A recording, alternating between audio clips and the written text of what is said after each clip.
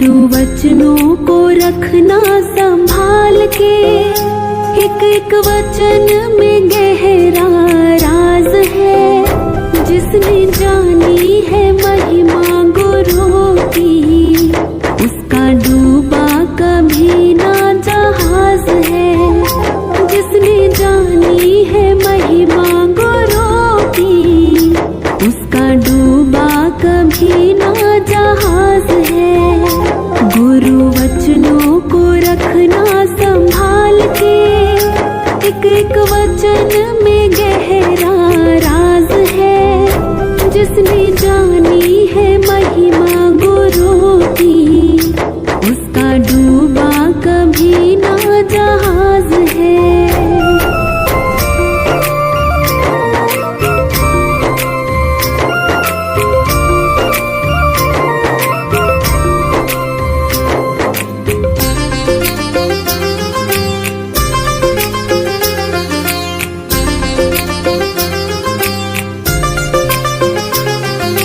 दीप जले और अंधेरा मिटे ना, ऐसा कभी नहीं हो सकता। ज्ञान सुने और विवेक न जागे, ऐसा कभी नहीं हो सकता।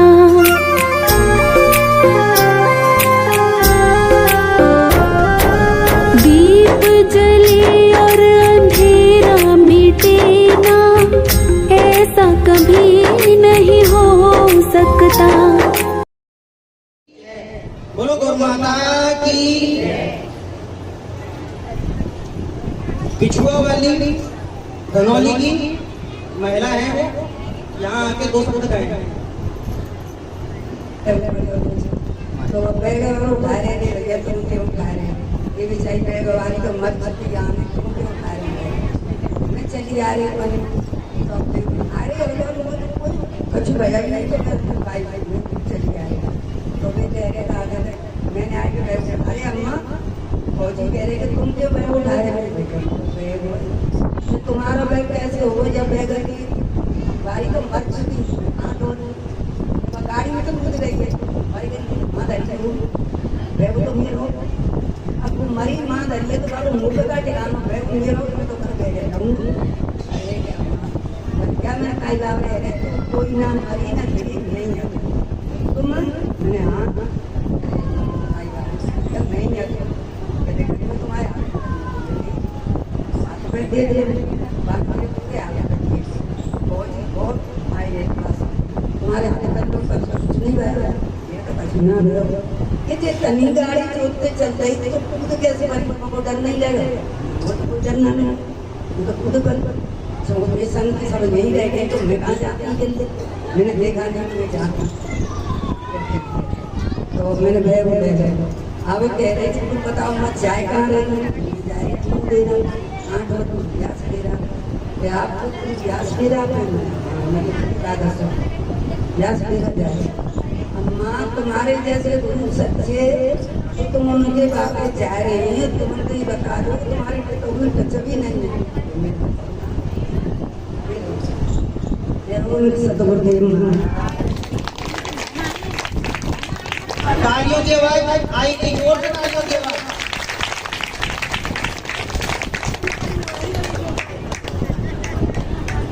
मैं आपके सामने हुजूर सावन सिंह महाराज जी के एक साथी प्रस्तुत करना चाह रहा हूँ, जो गुरु और शिष्य के बीच की बात है। महाराज सावन सिंह जी जब भी कभी सफर से थककर आते थे तो उनके जुराब हमेशा भाई सादी ही उतारा करते थे। और भाई सादी बाबा जी से कहा करते थे कि हुजूर यहाँ मेरी सेवा है और मेरा हक भी है। जब कभी महाराज अपनी जुराब खुद उतार लिया करते थे, जब महाराज अपने जुराब खुद उतार लिया करते थे तो सादी बहुत मायूस हो जाया करते थे, मतलब रोने लगते थे कि मतलब महाराज जी ने अपने जुराब अपने आप क्यों उतारे। तो एक बार महाराज जी कहीं सफर से थके आए, उन्होंने आकर अपने जूते और जुराब उतार कर एक तरफ रख दिए। लेकिन जब महाराज जी को पता चला कि भाई शादी सामने से आ रहा है, तो महाराज जी ने क्या किया, तो उन्होंने जल्दी जल्दी जुराब पहन लिए। मतलब भक्त के प्रेम को देखते हुए उन्होंने जल्दी जल्दी जुराब पहन लिए। जब जुराब पहने तो शुरू कर दिया, यह देखकर पास बैठे सेवादार हंसने लगे। सेवादार हंसने लगे महाराज जी के ऊपर कि महाराज जी आप क्या कर रहे हैं, कि अब वो सामने से आ रहे हैं और आप मतलब जल्दी जल्दी जुराब पहन रहे हैं। तो सेवादार जब हंसने लग जाते हैं, अगर शिष्य का गुरु प्रेम सच्चा है पक्का, तो गुरु भी प्रेम से छूट नहीं सकता। गुरु भी शिष्य में खोना ही नहीं चाहता। बोलिए सतगुरुदेव महाराज की जय, बोलो सच्चे दरबार की जय। बोलिए सतगुरुदेव महाराज की जय, बोल सच्चे दरबार की जय, बोल गुरु माता की जय। मेरे गुरु की इतनी कृपा है, मैं क्या कहता है, मैं आज गुरु नहीं होते तो मैं जान नहीं होती। आज गुरु की कृपा से मैं जहाँ गुरु के दरबार में खड़ी हूँ। मेरे पति को एक्सीडेंट हो गया और मेरे पति खत्म हो गए और गुरु का दरबार लग गया, तो वहाँ पर सूचना पहुँची कि वे खत्म हो गए। तो मेरे गुरु ने ये बोली कि बॉडी से हाथ नहीं लगाना, बॉडी नहीं रखे देने हैं। फिर मेरे गुरु आए थे तो बयान जिंदा। बोलिए सतगुरुदेव महाराज की जय, बोल सच्चे दरबार की जय। डॉक्टर साहब दो शब्द मंच पर आ गए। बोलिए सतगुरुदेव महाराज की जय, बोल गुरु माता की जय, बोल सच्चे दरबार की जय। जब हम जुड़े थे तो गुरु जी ने ये सबसे पहले मैं ये बता रहा हूँ कि मेरे जीवन में कितनी भयंकर घटनाएं थी। मेरा परिवार में और मैं, हमारी घरवाली ऐसे रोते थे कि मतलब इस घर में हमें रहना ही नहीं है। तो जब हम गुरु जी से जुड़े थे तो गुरु जी ने हमें जीवन में सिखा दिया, जीवन का सार भी सिखा दिया। मैं तो मतलब पिया दारू पीता था, वैसे भी नहीं, सारे मेरे हालात खत्म हो चुके। करीब 10 साल हो गए मुझे जुड़े हुए और गुरु जी की इस समय तो इतनी कृपा है कि मैं कह नहीं सकता हूँ अपने परिवार के बारे में।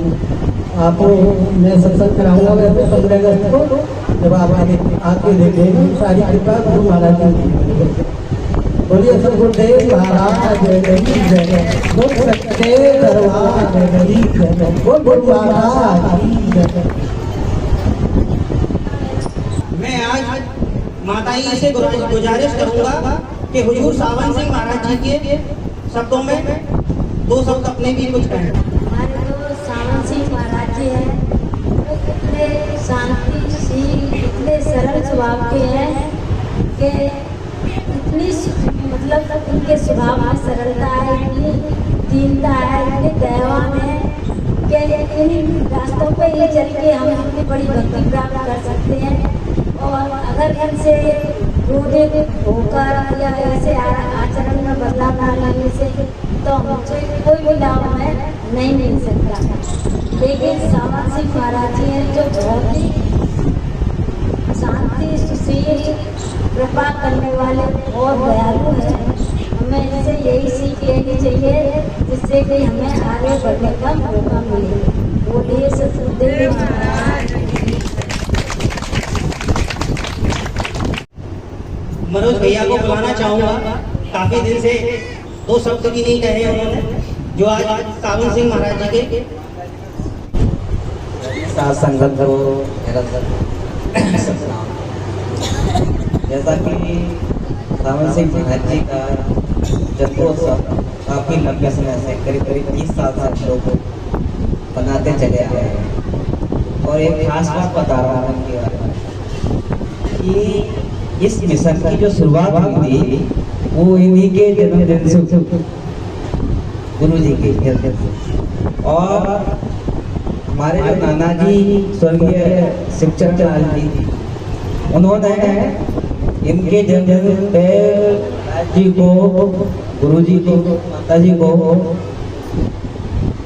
स्पेशली बोल करके और आर्थिक मदद करते हुए भी शुरुआत उनके माध्यम से और के जन्मदिन से इस मिशन की शुरुआत हुई थी, जो आज हम सब लोग यहाँ बैठे हुए हैं।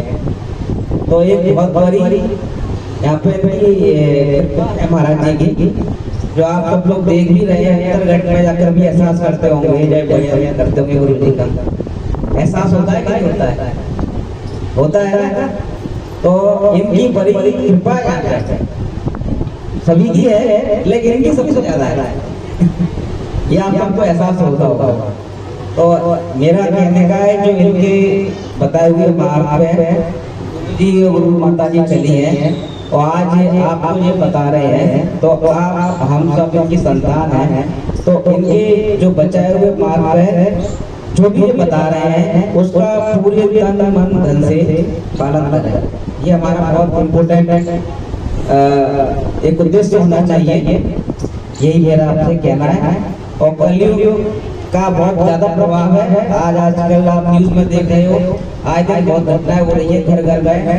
क्योंकि एक मुख्य बात और बता रहा हूँ आपको कि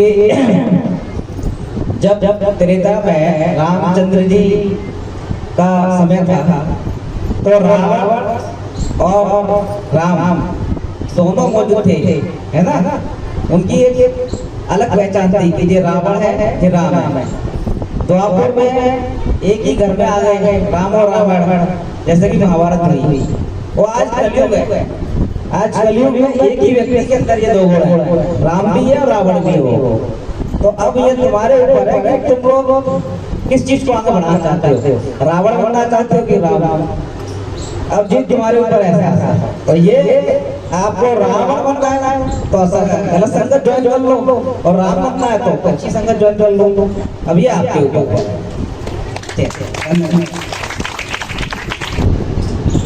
दो शब्द कुछ आता है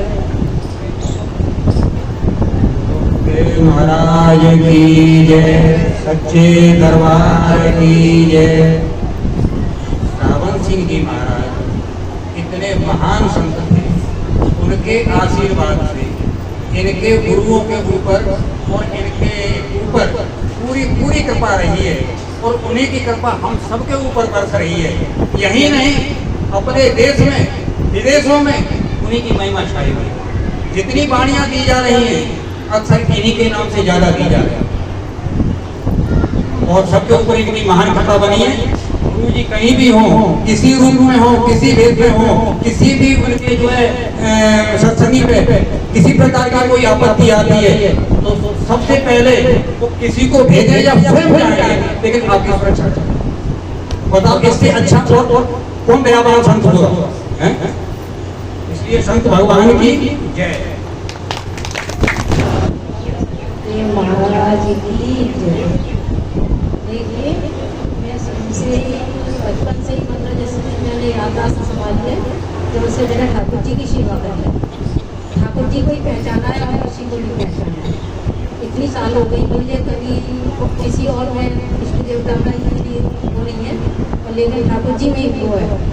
जब से अब 3 साल हो गए मुझे गुरु जी से जुड़े हुए, फिर मैंने गुरु जी को अपनाया, तो जब मुझे भगवान की कृपा से नाम भी ठाकुर जी का ही मिला, राधा श्याम राधा के ही नाम से मैं हमेशा उनका ही नाम पुकारती थी। उनकी कृपा से ही मुझे राधा श्याम नाम मिला।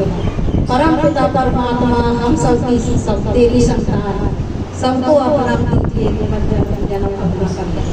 मुझे इतना खुशी मिली कि अपने गुरु जी की नाम लेकर के मैं बता नहीं सकती, इतना खुशी हुई। जैसे कि उन्होंने मुझे ऐसे नाम तो है, उनके 5-7 नाम है, पर उनमें से एक नाम मुझे बहुत प्रिय है, बहुत प्रिय है, बहुत प्रिय है, उसे कह नहीं सकते, इतना प्रिय है मुझे उनका नाम। मेरा एक दिन आज से 2 साल पहले की बात है, ये पुनों से 2 दिन पहले की बात, 2 साल पहले। तो मेरा लड़का थोड़ा एक केस में गया था, लड़कों को अब उसके साथ में दोस्त थे, उनको इफेक्ट करना पड़ गया था, तो पुलिस घर से ले गई उसे उठा के। तो सोमवार का दिन पड़ रहा था, शनिवार को उसे ले गई वहाँ पर। दूसरे दिन एतवार पड़ गया तो 2 दिन में उसे खाने में बंद रखा। लड़का मेरा बहुत परेशान, उस नानी का रो रहा था, मम्मी कैसे भी मुझे यहाँ से तुम निकालो कि मैं मर जाऊँगा, मुझे बहुत परेशान। वैसे परेशानी कर रहे थे क्योंकि छोटे वाले लड़के का मेरा बहुत अच्छा संबंध पुलिस वालों से अच्छा बैठे उठी है, उन्होंने परेशान नहीं किया, पर लेकिन वो डर रहा था वहाँ पे। अब मैंने किया और रात हो गई, कैसे बेटा तो निकालूं, कल संडे है, मंडे को तुम्हारी जमानत, किसी ने कहा कि जमानत पे ही छूटेगा, लड़का पैसे नहीं छूटेगा। मैंने कहा नहीं, मैं अपने लड़के को जेल में नहीं जाने दूंगी, मैं यहीं से छुड़ाऊंगी। मैंने शाम को रात 11 बजे वहाँ पुलिस वालों को 2.5 लाख की उनकी पैसों की बात हुई कि 2.5 लाख रुपए जमा करो, जब ही तुम्हारा बेटा यहाँ से छूटेगा, नहीं छूटेगा नहीं। अब मैं वहाँ 11 बजे 2.5 लाख रुपए कहाँ से लेके आऊँ? अब मैंने सोचा गुरुजी आपका सोमवार को आपका सत्संग है, मैं रात को यार लड़के को अपने को छुड़ाऊंगी, पर लेकिन मैं जेल में नहीं जाने दूंगी। जब तक कि लड़का मेरा जेल में से यहाँ से नहीं छूटेगा, मैं आपके आश्रम पर नहीं आऊंगी। ऐसा कहकर मैंने ध्यान अपने कुंज में लगाया। मैंने इनको कभी नहीं देखा, मैंने अपने इनको देखा है, मैं इनके बारे में नहीं जानती, जो मैंने देखा है उसी को देखा है, इसको ही मैं पहचानती हूँ, मैं बाकी को किसी को नहीं जानती। फिर मेरे एक रात में ही 11 बजे मेरे मेहमान वहाँ से घर से चले गए पैदल। बोले क्या बात है मम्मी? मैंने कैसे ऐसे बात है? फिर बाबा मही की मही हो जाती है, 70,000 रुपये में बाबा फैसला हो जाता है। मैंने फिर भी मैंने मना कर दी, मैं इतने पैसा नहीं दूंगी। फिर पास 50,000 रुपये में आ जाती है। तुरंत मेरे मेहमान 11 बजे अपने मालिक के पास जाते हैं और 50,000 रुपये तुरंत मेहमान बिना पूछे ही 50,000 रुपये लेके आते हैं। पर लेकिन उन्होंने मालिक ने पूछा नहीं किसी लिए तुम मांग रहे हो इतनी रात में, कौन देगा, किसके पास पैसा?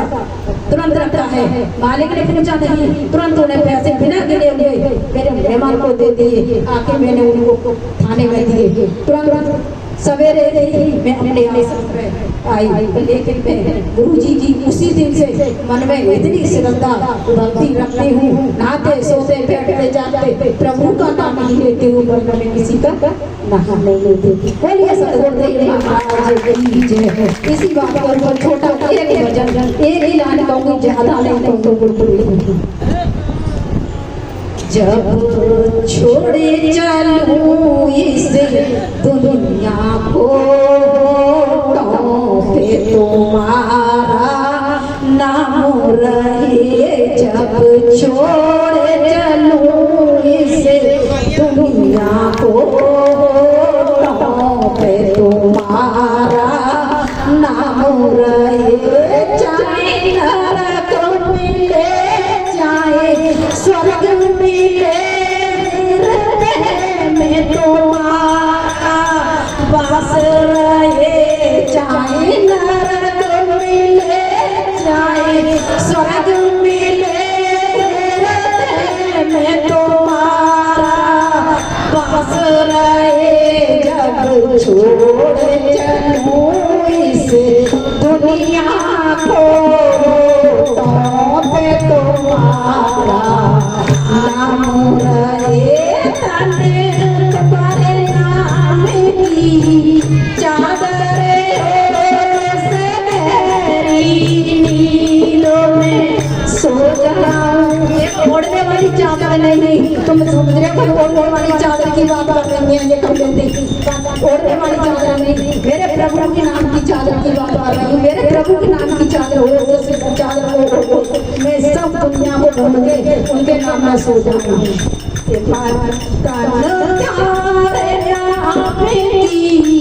चादर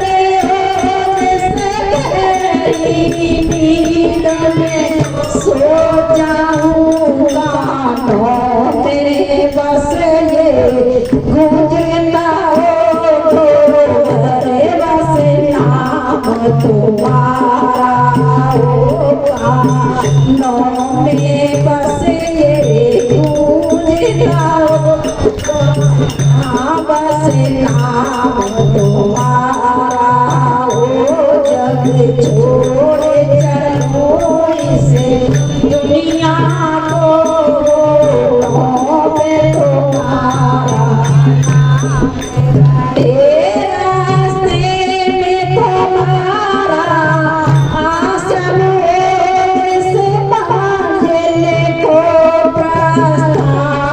करूं रास्ते, जब मैं यहाँ से जाऊं तब रास्ते में तुम्हारा ही आश्रम मिले प्रभु, और मुझे किसी का रास्ता नहीं मिले, मंदिर मस्जिद मुझे कोई जगह नहीं मिले, सिर्फ आश्रम आपका हो।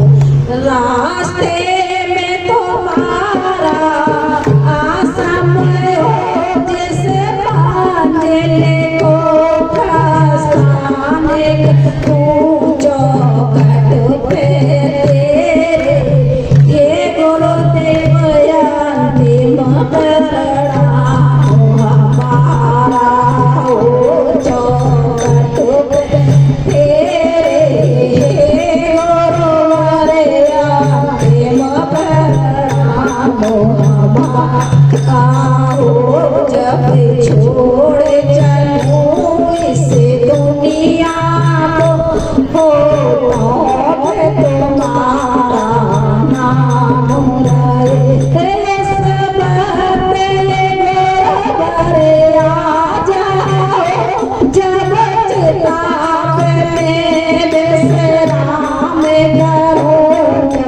करते घरे आ जाओ, जब चिताब में विश्राम करो, मेरे नाम का है गुरुवर, गढ़ में तेरा नाम जाहि करूं, बस प्यारे नाम का हे गुरुवर, नाम का मैं प्यारे करूं, जब छोड़ चलूं इस दुनिया को, तुम्हारा नाम रहे। बोलिए सतगुरुदेव महाराज की जय। प्यार से कहिए शतनाम सतगुरु राजा। हरिगुरु महाराज सावन सिंह जी महाराज की जन्म उपस्थिति में आप सभी यहाँ उपस्थित हुए हैं, सभी माता बहनों के भाइयों के चरणों में मेरा कोटि कोटि प्रणाम। मेरे प्रिय बुजुर्गों, माताओं, बहनों, भाइयों,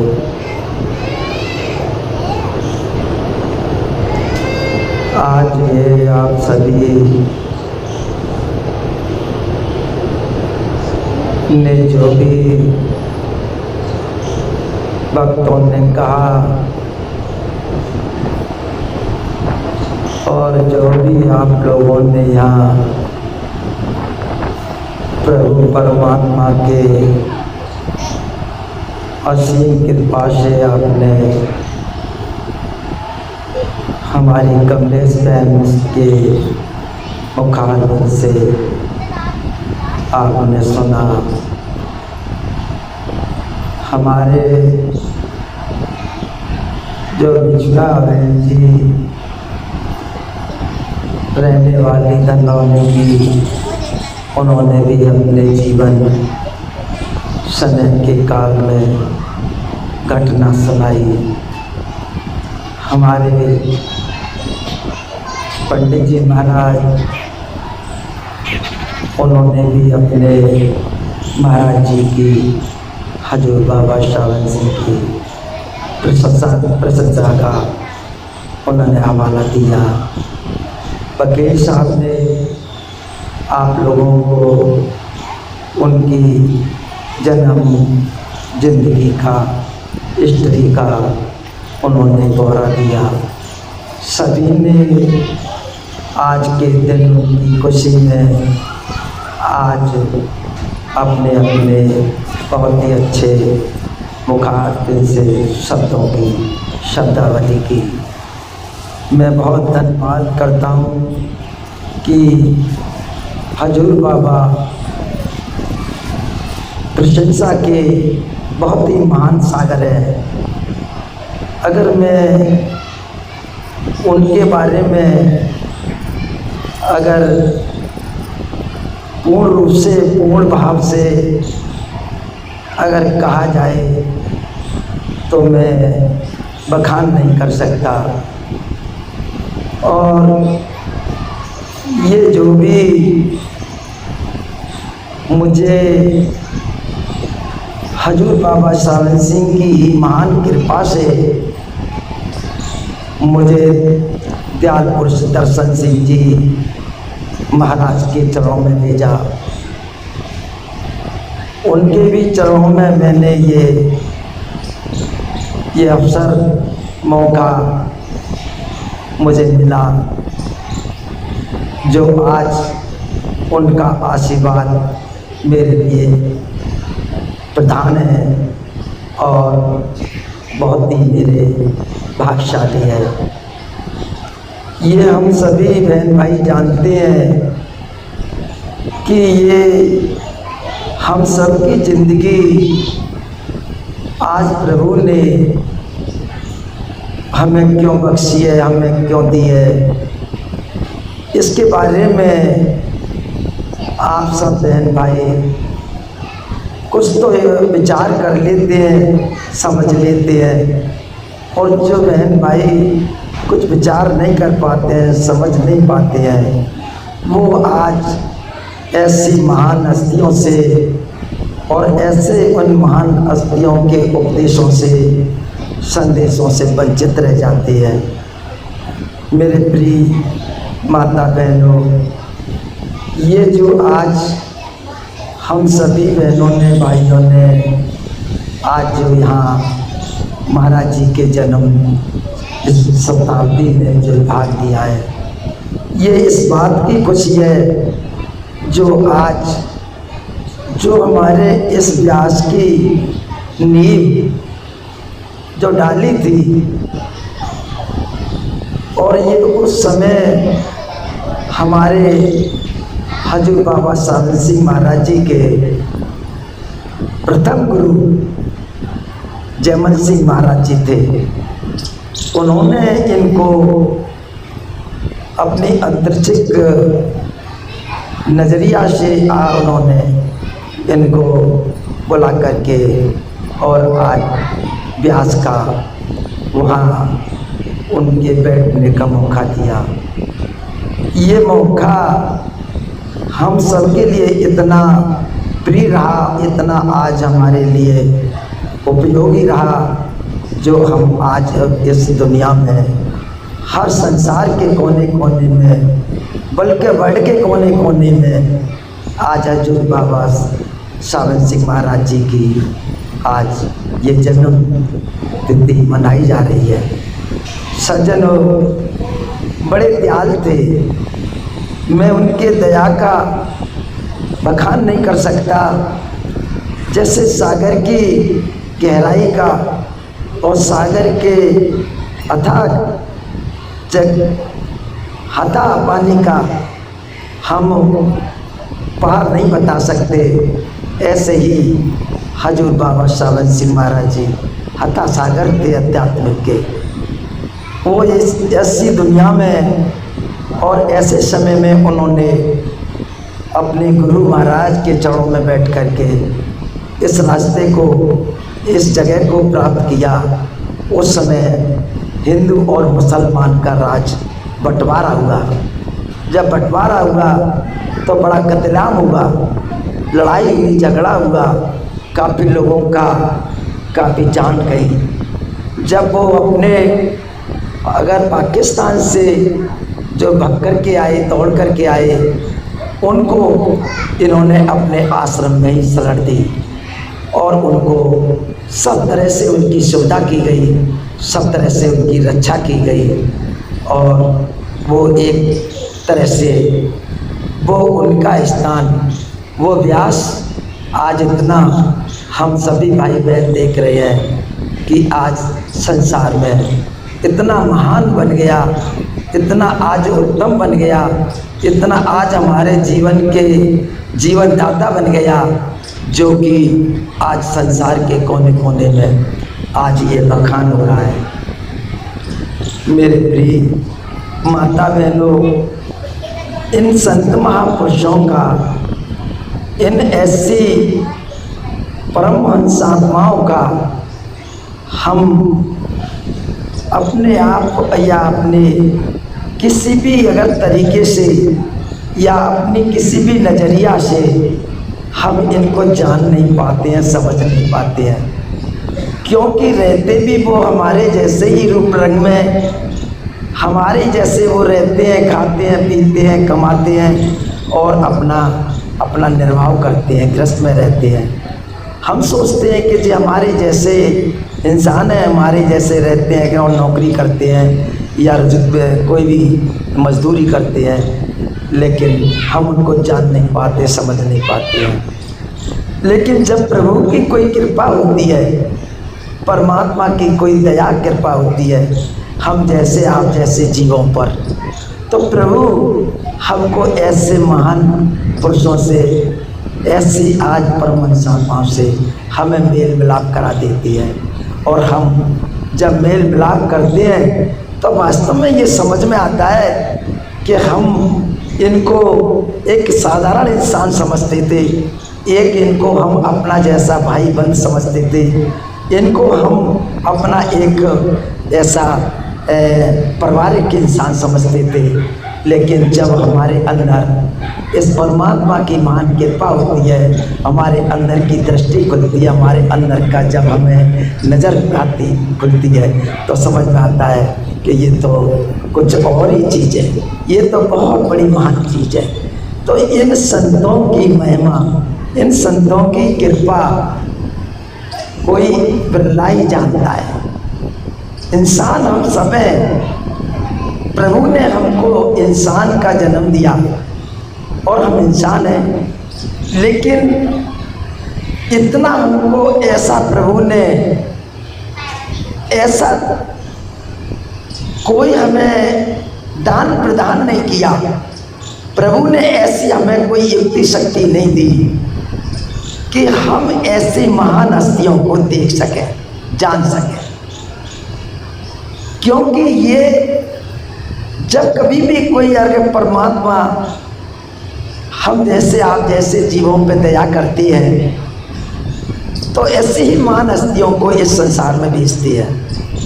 इन महान हस्तियों की हम शरण चरण में जब आ जाते हैं तो हमको अपने आप को अपनी पहचान होती है, और हम जब अपने आप को पहचान लेते हैं तो इस परमात्मा की भी पहचान हमको हो जाती है। हम पहले अपने आप को ही नहीं पहचान पाते तो परमात्मा को पहचानना तो बड़ा संभव है, बड़ा मुश्किल है। क्योंकि परमात्मा का अगर पहचान करना संभव है और उसको हम इस तरह से नहीं पहचान पाते। यहाँ बहुत बड़ी बड़ी ऐसी महान हस्तियाँ आई, अवतार जैसी हस्तियाँ आई, वो भी भगवान को नहीं पहचान पाई, वो भी परमात्मा के धाम नहीं जा पाई।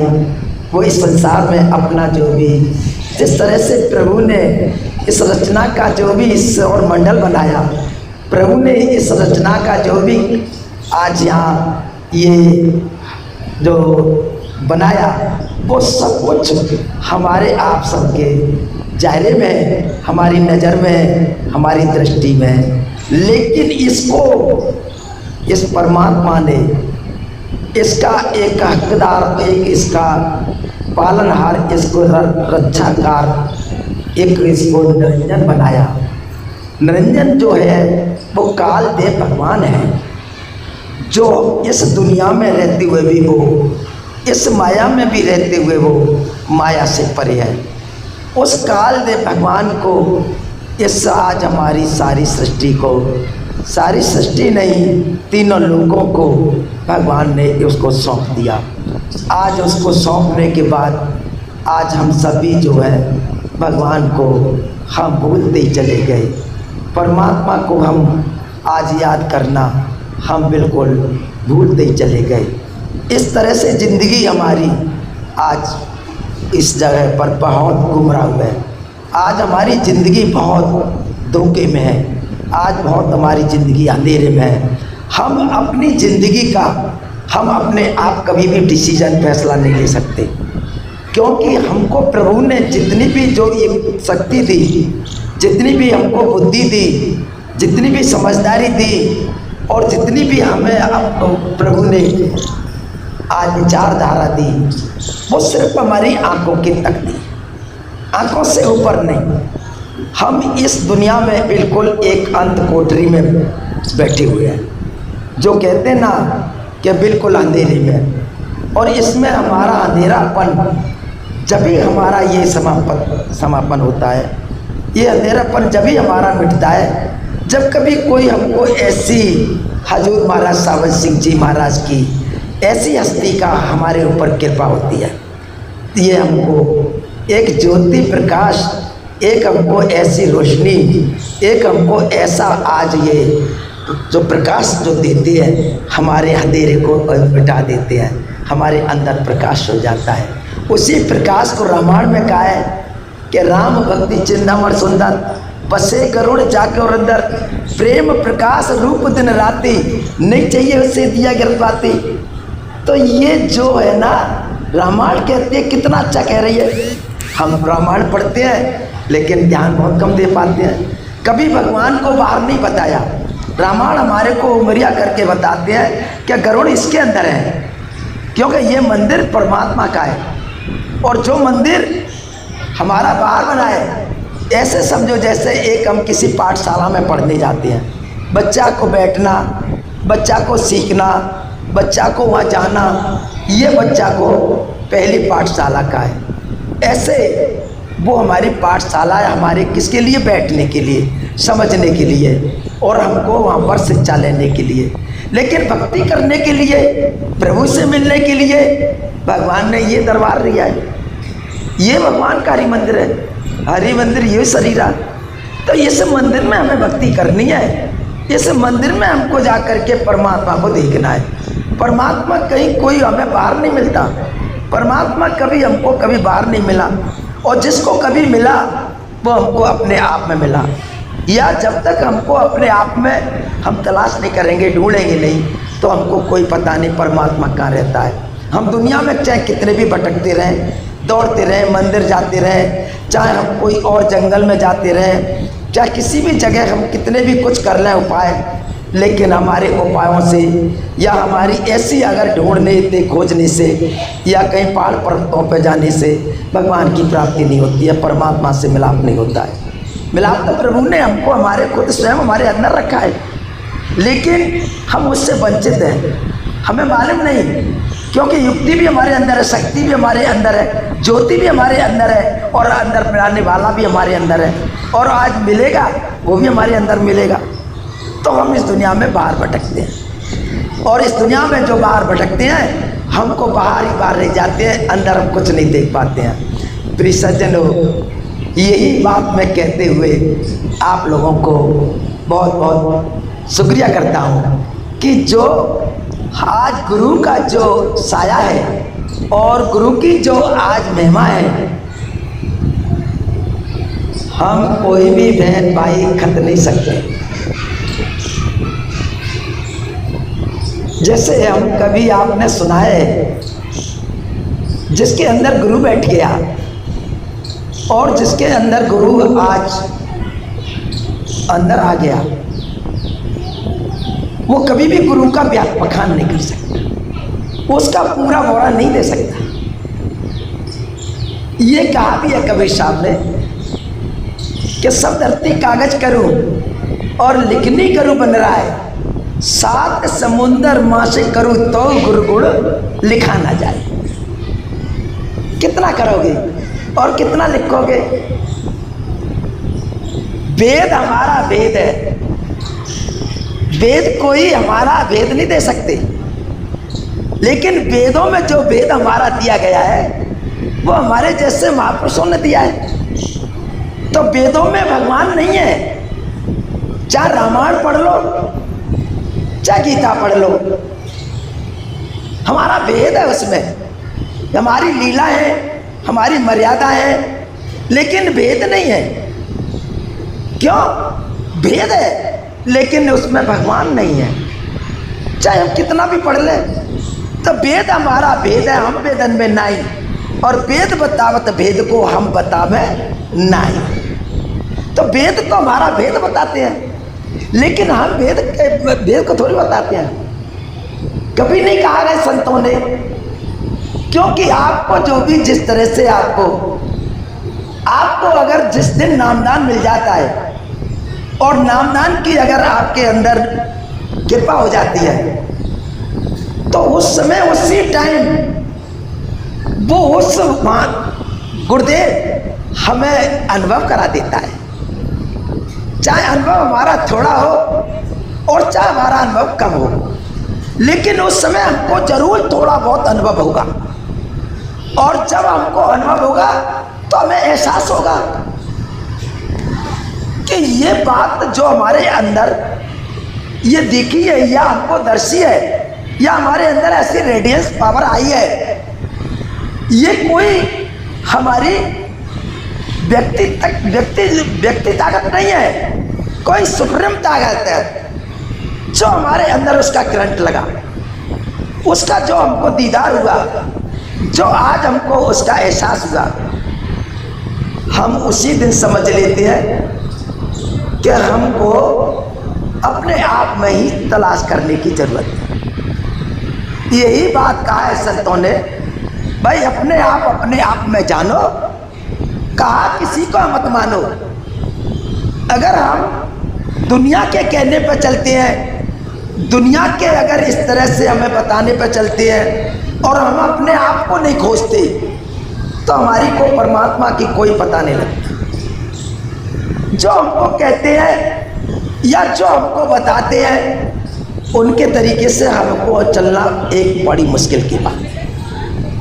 हमको ना जाने वो किस तरह की युक्ति शक्ति बताते हैं, रास्ता देते हैं, मार्ग देते हैं, जाने कितना कैसे वो हमें साधना बताते हैं। लेकिन जो आज साधना जो हमें बताते हैं, आज जैसे संत ऋषि मुनि महात्मा, ये साधना हमारे किसी समय लाखों हजारों वर्ष की उम्र थी तब किया करते थे। कोई प्रणाम योग करता था, कोई जंगल में जाके तपस्या करते थे, कोई किसी तरह का जाप करते थे, कोई किसी तरह का नाम लिया करते थे, कोई ओमकार कहता था, कोई उसको कुछ कहते थे, कोई उसको सोहम कहा करता था। माता बहनों, इसका मर्म आप नहीं जानते। इस तरह का काफ़ी हमारे वेदों में भी ऐसे सार लिखा है।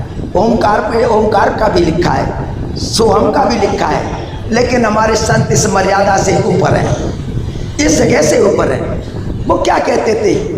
ओमकार निश्चित भया, भाई इसको हम निश्चित कर रहे हैं। ओमकार निश्चित भया स्व साचा मत जान, 10वां दरवाजा जामे तामे ज्योत पहचान। ओमकार से काम नहीं चलेगा। हम ओमकार कहते रहे या हमको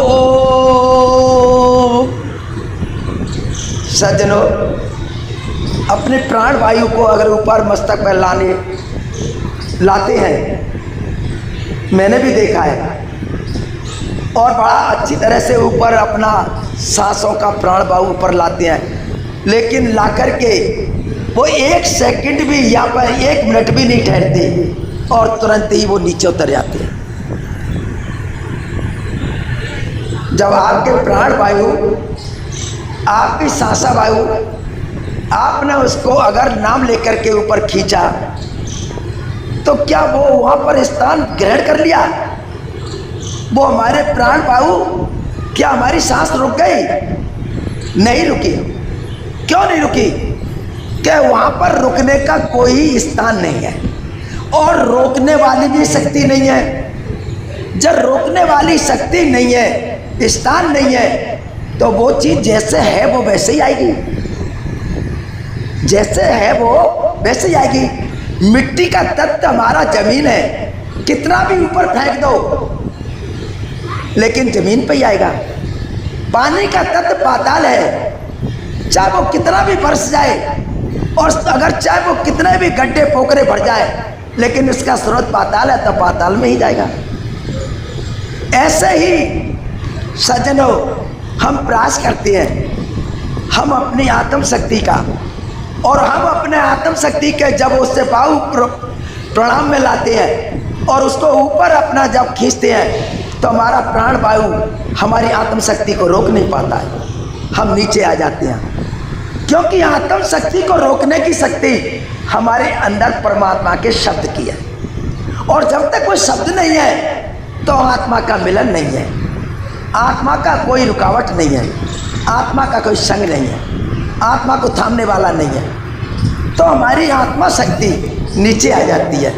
तो इसको हमारे संत महापुरुष कहते हैं कि हमको भाई ओमकार भी का अगर मंत्र करते हैं, जाप करते हैं, उससे भी हमारी अगर ज़िंदगी मुक्ति नहीं हो रही है या हमको मुक्ति धाम नहीं मिल रहा है तो हमारा करना भी बेकार है।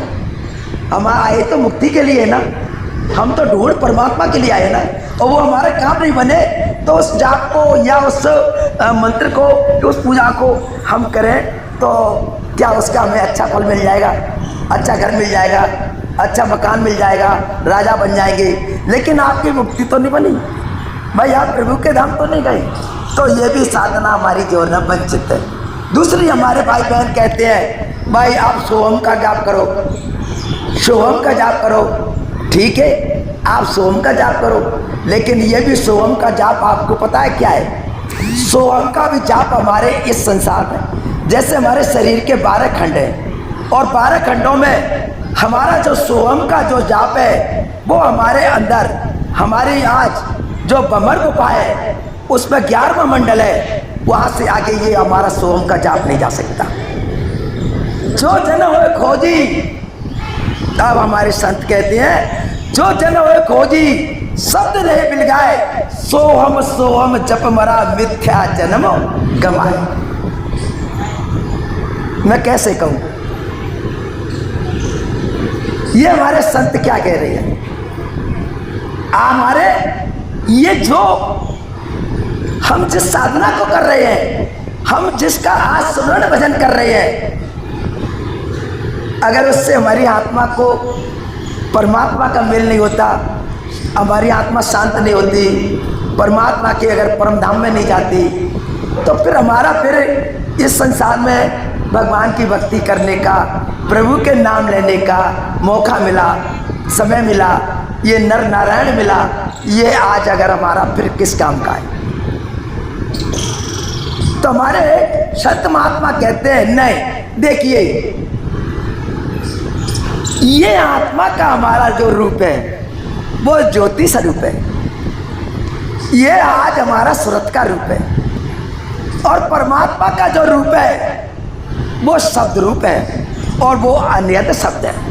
ये शब्द नहीं जो मैं बोल रहा हूँ, वो अन्यत शब्द है जो मेरे अंदर हो रहा है, आप सबके अंदर गूंज रहा है, उसकी आवाज़, उसकी आज कोई सुनाई नहीं पड़ती, हमको पता ही नहीं कि हमारे अंदर क्या हो रहा है, लेकिन सब कुछ हो रहा है, हमको दिखाई नहीं दे रहा, सुनाई नहीं पड़ रहा है, क्योंकि हमारी आत्मा की जो आज जो है ज्योति है, आज हमारी आत्मा की सूरत है, जिसको हमारे संतों ने कहा है ना कि आत्मा का प्रकाश ये 12 लाइट का है, 12 सूरजों का है। हम इस 12 सूरज की लाइट में अगर जब आएंगे, हम आप देखते हैं एक चंद्रमा एक सूरज की लाइट के सामने हम नहीं ठहरती, हमारी नज़र नहीं ठहरती, और अगर हम 12 सूरज की लाइट में जाएंगे हमारा क्या हाल होगा? हमारा तो जीवन ही नहीं ठहरेगा, हमारा तो कुछ ठहरेगा ही नहीं। तो अब जो 12 लाइट की सूरज है उसको भगवान कृष्ण को, भगवान कृष्ण ने गीता में सुनाए ना, गीता में पढ़ाए ना कि भगवान अर्जुन ने भगवान कृष्ण की 18 अध्याय तक कोई बात नहीं मानी, उन्होंने बहुत समझाया, संसार की सारी युक्ति शक्ति से समझाया, लेकिन अर्जुन ने एक बात नहीं मानी। भगवान समझ गए, कहते ना कि आजकल समझने और समझाने का वक्त नहीं है, आजकल तो आज समझने और समझाने का वक्त नहीं है, आज तो उसको क्या ठोकर लगने का वक्त है, ठोकर लगने का वक्त है।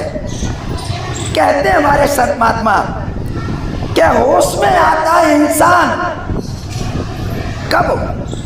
ठोकर लग जाने के बाद। रंग लाती है हीना फिस जाने के बाद।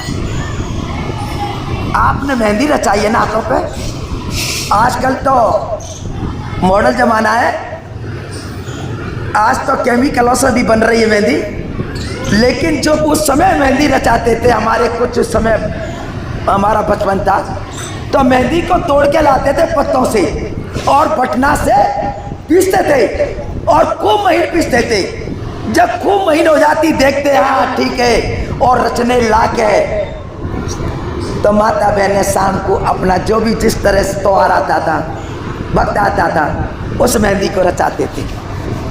और जब वो मेहंदी रचती थी तो हम सुबह देखते हमारे हाथ इतने अच्छे रच जाते थे। हम देखते हमारे हाथ बहुत अच्छे रच गए। तो कैसे रचे? हमने उसको बहुत अच्छी तरह से घोटा, उसको महीन किया, पीसा, और जब पीस के देखा हमने लगाए तो हमारा मन खुश हो गया कि हमारे हाथ रच गए। ऐसे ही जब कभी कोई अगर भगवान की कृपा होती है और भगवान की जब हमारे ऊपर कृपा हो जाती है और हमारा जीवन जब उनके चरण शरण में आ जाता है, तो माता बहनों हमारा जीवन बदल जाता है, हम चेंज हो जाते हैं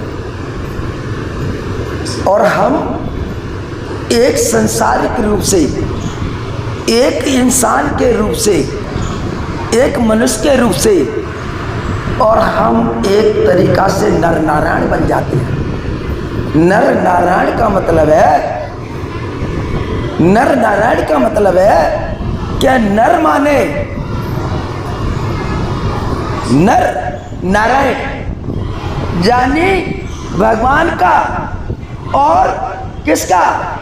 जैसे सीता का राम का संग हुआ, ऐसे राधा कृष्ण का संग हुआ, कृष्ण का संग हुआ, ऐसे हमारी आत्मा का परमात्मा का संग हुआ, तो हम नर नारायण बन गए। नर नारायण बन गए, नर से नारायण बन गए। ये कितनी बड़ी प्रभु की कृपा हो गई। ऐसे ही जब उस अर्जुन को भगवान ने नर से नारायण बनाया, जब उसको विराट दिखाया, आत्मा का जब प्रकाश दिखाया, तो अर्जुन मान गया और समझ गया कि ये दुनिया बिल्कुल फीकी है, ये दुनिया बिल्कुल ही समापन है, ये तो आनी और जानी, इसमें कोई दुरात नहीं है। माता बहनों, ये संसार जिसके आज जो हम आप आए हैं, ये क्या है? हम इसके ऊपर आज बैठे हैं, परिवार बना के बैठे हैं, या हम कुटुंब बना के बैठे हैं, या हम गांव बस्ती बना के बैठे हैं। ये क्या है? आज ये धरती जैसे एक समय में एक मंच पे नाटक हुआ करते थे, हरिचंद का नाटक, ऐसे कई नाटक हुआ करते थे, तारावती का नाटक। तो उस समय नाटक हुआ करता था, तो हम भाई बहन जो हमारे और पास के गांव बस्ती के सुन लेते तो दौड़ जाते थे, भाई आज वहाँ पर रास मंडली आई है, हम नाटक सुनेंगे। नाटक देखने जाते थे तो माता बहनों हम देखते थे, कोई राजा बन गया, कोई रानी बन गई, कोई पादरी बन गया, कोई मंत्री बन गया, कोई संतरी बन गया, और अपना अपना पाठ कर रहे हैं। जब वो लोग अपना अपना पाठ करते थे तो अपने अपने पाठ करने के बाद वो अपने अपने जब चले जाते और पाठ समाप्त हो जाता तो मंच खाली हो जाता था। हम देखते कि भाई अभी तो राजा बोल रहा था, यहाँ अभी रानी थी, यहाँ पे अरे यहाँ पे अभी मंत्री संतरी बैठे थे, कहाँ चले गए? अपना अपना पाठ करके चले गए, मंच खाली हो गया। ये वही स्टेज है, ये धरती क्या है? ये वही स्टेज है, एक मंच है। हम यहाँ पर आकर के सभी भाई बहन, कोई बाबा बन गया, कोई दादा बन गया, कोई परदादा बन गया, कोई दादी बन गई, कोई अम्मा बन गई, कोई हमारी चाची बन गई, कोई चाचा बन गया। ये मंच बन गया, हम इसके ऊपर एक पारिवारिक बन गए। इस मंच पर आकर के आज बाबा हमारा काम कर रहा है, कोई दादी काम कर रही है, वो क्या कर रही है, वो क्या कर रहे हैं, और अपना अपना काम करके चले गए। हमने देखी बाबा चले गए, हमने देखा दादी चले गए, देखो बाबा की जगह खाली हो गई, दादा की जगह खाली हो गई। तो हमारा ये मंच जो है इस तरह से नाटक करके चला जाता है। कोई बाबा चले गए नाटक करके, दादी चली गई, ऐसे ही हमारे चाचा ताऊ चले गए। आज हम देख रहे हैं कि हम भी बाबा बन गए। आज हमारे भी नाती पंथी है, वो भी कहते हैं बाबा, कल हम चले जाएंगे तो हमारे बाबा चले गए। तो ये कभी हमारी पृथ्वी नहीं गई, ये धरती नहीं गई, ये आसमान नहीं गया, लेकिन हम चले गए। तो इस संसार में हम इसी तरह का आज यहाँ पर नाटक कर रहे हैं। यहाँ पर हमारा कुछ नहीं है, चाहे हम कुछ भी आज लेकर के आए, किसी भी भाव से आए, लेकिन माता बहने संत महात्मा कहते हैं कि मुट्ठी मारे आता है और हाथ पसारे चला जाता है। सबके हाथ खुले होते हैं ना, ऐसे हमारी जिंदगी जा रही है। हम भी जाते हैं। आपने देखा बड़े बड़े राजा महाराजा आए दुनिया में, बड़े बड़े यहाँ पर संत महात्मा ऋषि मुनि आए, सब ऐसे ही चले गए। क्या कुछ लेके गए? कुछ लेके नहीं गए। तो यहाँ पर हमारे जानने के योग्य क्या है? वो कौन सी चीज है? हम इस दुनिया में आकर के कहते हैं ये मेरा घर, ये मेरा फलाना, ये मेरी फैक्ट्री, ये मेरा धन, मेरी खेती, मेरी बाड़ी। सज्जनों, यहाँ पर कोई किसी की बाड़ी नहीं, कोई किसी की खेती नहीं, कोई किसी का घर नहीं। ये घर किराए का है। भजन में सुना ना, ये घर किराए का है, ये एक न एक दिन छोड़ना पड़ेगा। आज नहीं छोड़ोगे, कल छोड़ोगे। तो जो चीज़ किराए की है उसको हमें छोड़ के जाना है। हम रह रहे हैं जब तक इसका भुगतान कर रहे हैं, इसमें रह रहे हैं जब तक खेल तमाशा कर रहे हैं, लेकिन जिस दिन जाएंगे ना, वो हमारी जिंदगी नहीं जाएगी। तो हमारे संग जाएगा क्या? हम सबका मुद्दा और सबका आज स्टेटमेंट ये है, सबसे आज हमें समझने की बात यह है कि जाएगा क्या। सज्जनों, हमारे साथ आ जाएगा तो हमारा प्रभु का नाम, जाएगा तो हमारे साथ हमारा गुरु। इन दोनों हस्तियों के अलावा कोई नहीं जाएगा। हमें भूल करते हैं।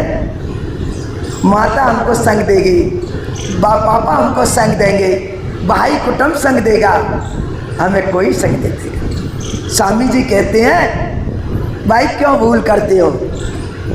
आप भूल कर रहे हो, इस भूल को निकालो। इस संसार में कुछ नहीं है, तुम्हारा कोई नहीं है। क्यों करत बुलानी जगत में, क्यों करत बुलानी जगत में, दिल तेरे चार बसेरा है। ये स्वार्थ के सभी संगी जिन्होंने तुझको घेरा है। ये माता पिता सुत स्त्री कोई नहीं तेरा हेरा है। और फिर सतगुरु कौन है जो कर तेरा नवेड़ा है। सज्जनों, स्वामी जी कितनी अच्छी बात कह रहे हैं। हमारी जिंदगी का नवेड़ा, हमारी जिंदगी का छुटकारा, हमारी जिंदगी को परमात्मा में एक में करने वाला हमारा कौन है? कोई माता पिता नहीं, कोई स्त्री नहीं, ये तो जन्म के दाता है भाई। जो कोई हमारे परमात्मा तो नहीं है, जो तो जन्म देने वाले दाता है, लेकिन भक्ति का दाता तो और है ना, कर्म का दाता और है ना। ये जन्म दाता है और कर्म दाता तो भाई हमारे अंदर है। जब हम कर्म दाता से मिलते हैं माता बहनों, तो हमारे अंदर हमारी आंख खुल जाती है। हम देखते हैं कि हम संसार में अपना अनेकों जीवों को जीवन बिता दिए, करोड़ों जीवन निकल गए, हमने आज तक भगवान को नहीं देखा, प्रभु को नहीं देखा। लेकिन समझ में आया कि परमात्मा मेरे अंदर है। मैंने जब अपनी अगर तवज्जो अंदर थी, मैंने देखा वो परमात्मा मेरे अंदर है। फिर मैंने कभी भूल नहीं की, कभी परमात्मा को मैंने फिर नहीं किया, फिर नहीं दूर किया, फिर मैंने नजर भी दूर नहीं की। तो सज्जनों, परमात्मा हमारा कौन है? सब भाई बहन कहते हैं कि परमात्मा हमने देखा, परमात्मा हमने देखा। भाई आपने कैसे देखा? आप अगर इस तरह से कह देते जैसे कि परमात्मा बिल्कुल एकदम हमारे आमने सामने डोल रहा है, परमात्मा हमारे अंग संग डोल रहा है, परमात्मा हमारे संग हर घड़ी समय है। सज्जनों, ऐसा कहना उचित है। पहले इस संसार से, इस संसार के जलवे से, इस संसार की एक माया मोह से पहले आप अपनी जिंदगी को मुक्त तो कर लो, परमात्मा को तो जब देखोगे ना। जो चीज हमें दिखाई दे रही है ये तो कभी परमात्मा नहीं है, इसमें कभी परमात्मा नहीं है। परमात्मा तो इसमें रहते हुए भी वो हमारे से बेखबर है।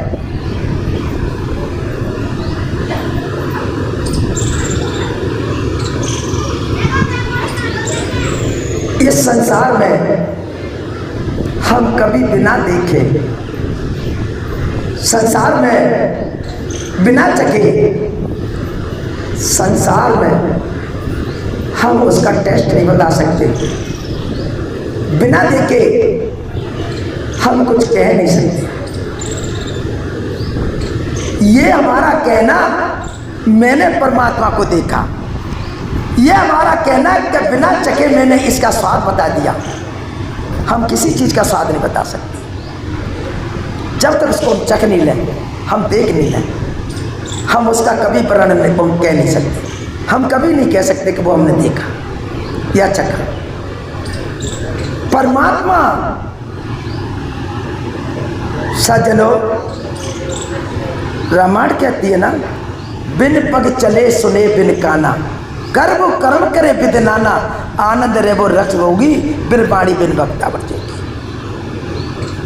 भाई बिना मुंह का आदमी है, बिना हाथ पैर का आदमी है और दुनिया का स्वाद लेता है और दुनिया में चल रहा है। हमने देखा कभी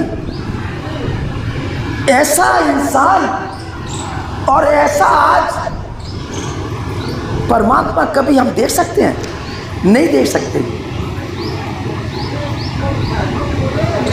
एक डॉक्टर हमारी बीमारी को नहीं बता सकता, चाहे नारी नहीं वो नवज को पकड़ ले, नहीं बता सकता। और 1000 की बात कहेगा तो एक तो सत्य आएगी, लेकिन नहीं, कितना बड़ा डॉक्टर हो, जब तक हमारा ट्रीटमेंट अगर वो बिना ब्लेड ले और बिना कोई हमारा टेस्ट ले, बिना कोई हमारा किसी तरह का ये माइक्रो पे देखे बिना, वो हमको नहीं बता सकता क्या बीमारी है। जब वो अपना टेस्ट करता है, प्लेट करता है, जब वो देखता है माइक्रो से, तो वो बता देता है बीमारी तुमको ही है, तभी हमारा ट्रीटमेंट होता है। तो इसी तरह से हमारे सत आते सदगुरु आते हैं, वो हमारा क्या करते हैं? माता बहनों, जब हम उनके चरण शरण में जाते हैं, हम उनके अगर नज़दीक जाते हैं, हमारा ऑपरेशन कर देते हैं। जैसे हमारी आंखों का ऑपरेशन बाहर हो जाता है, ऐसे हमारे अंदर भी हमारी आंख का ऑपरेशन कर देते हैं और हमारी अंदर की आंख को खोल देते हैं। और अंदर की आंख खुल जाती है, माता बहन समझ में आ जाता है कि वास्तव में ही या हम इस दुनिया के नहीं, हम उस दुनिया के हैं। ये घर नहीं, वो घर है। तो माता बहनों, हम उस घर की बात कर रहे हैं, हम इस घर की बात नहीं कर रहे हैं। और यही मैं स्वामी जी महाराज के छोटे से 2 वर्ड ले रहा हूँ। यही स्वामी जी महाराज कह रहे हैं कि मेरे प्रिय सज्जनों, क्या कह रहे हैं स्वामी जी कि सतगुरु शरण पड़ो मेरे प्यारे, कर्म जगात चुकाया। स्वामी जी कह रहे हैं कि भाई जो आज हमको हमें ये आज भूल भुलैयों का जो समय चल रहा है, हम भूल रहे हैं, इसको भाई समझने की कोशिश करो। हम धोखे में ना रहें, भूल में ना रहें। हमें अपने किसी संत सतगुरु की चरणों में जाना चाहिए।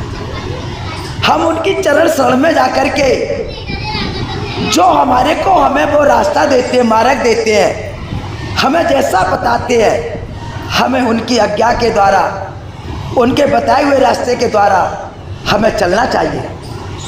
हमें भटकना नहीं चाहिए और हमें भूलना नहीं चाहिए।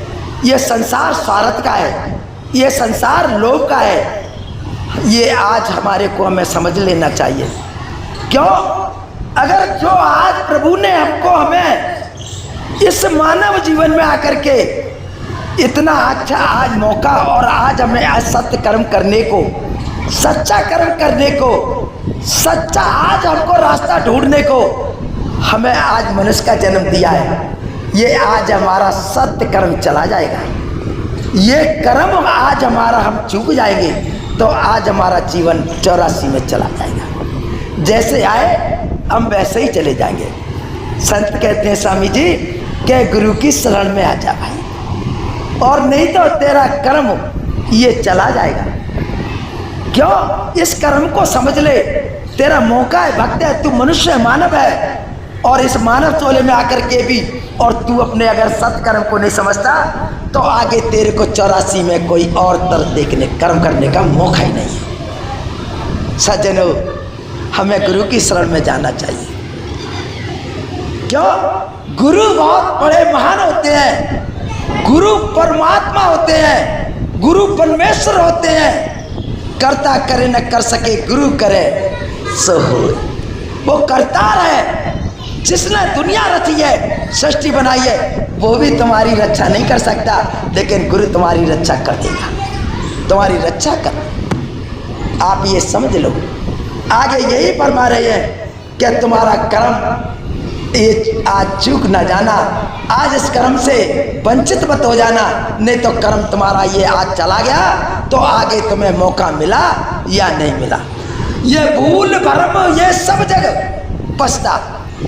भाई देखो क्या कितनी अच्छी तरह से स्वामी जी कह रहे हैं, ये आज जिसमें तुम बैठे हो, जिसको आज महल में बैठे हो, जिस आज तुम अटम्बर में बैठे हो, जिस स्वयंवर में बैठे हो, ये सब तुम्हारा भूल है, धोखा है। इसको कभी अपना मत समझो। ये भूल भरम सब जग पछता। लेकिन क्या कहते हैं गुरुजी,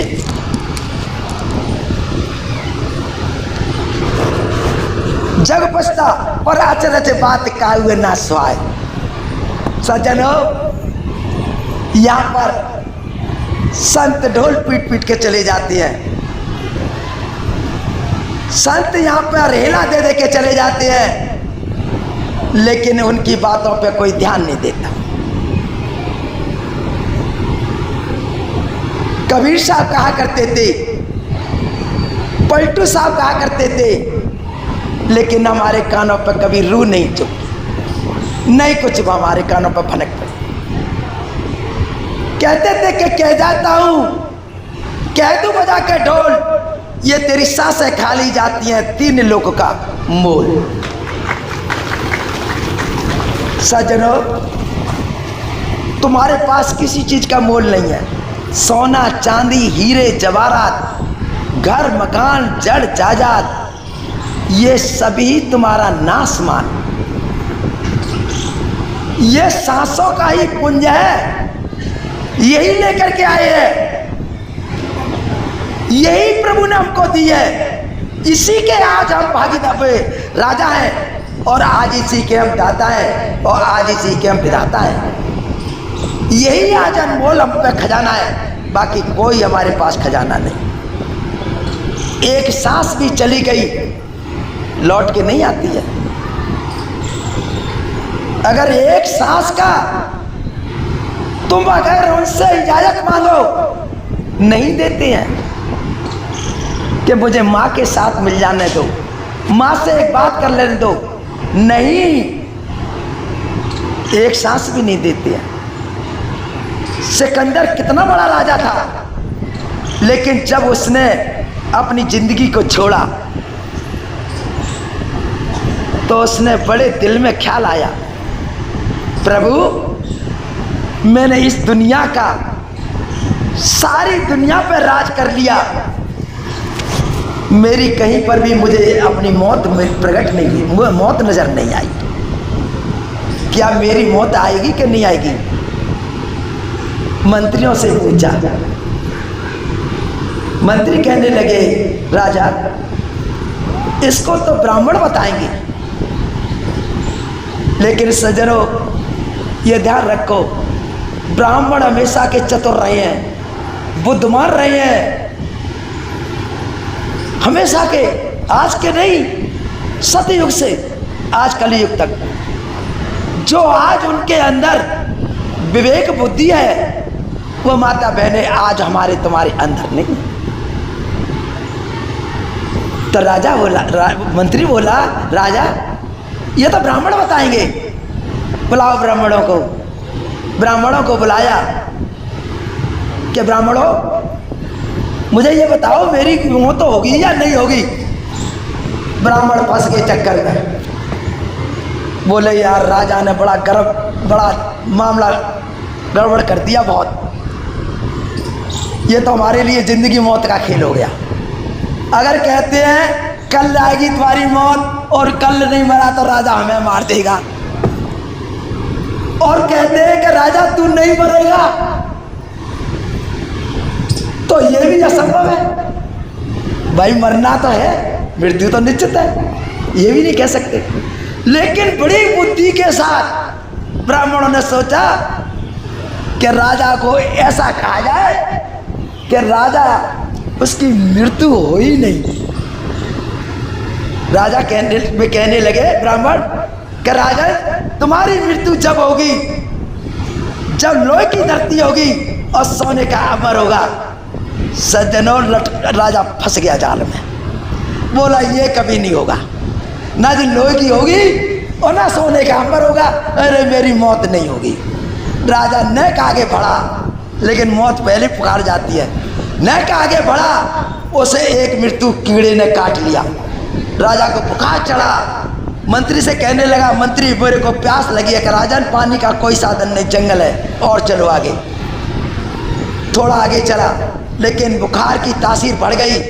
राजा बोला मुझे बुखार है बहुत जोर का, पानी की प्यास है कि राजन नेक और चलो। भाई अब नहीं चला जाएगा। घोड़े से अर्थ परस हुआ और नीचे उतर के और खट जमीन पर लेट गया। मंत्री बोले भाई हमारा राजा है, इस जमीन पे ऐसे रेत में लटके लेटा हुआ है, अच्छा नहीं लग रहा है। नीचे एक का जो कवच पहनते थे ये लोहे का हुआ करता था, अष्टधात का। ये कवच जो था ये उसके नीचे बिछा दिया और ढालती सूरज पड़ रहा था वो मुंह पर रख दिया।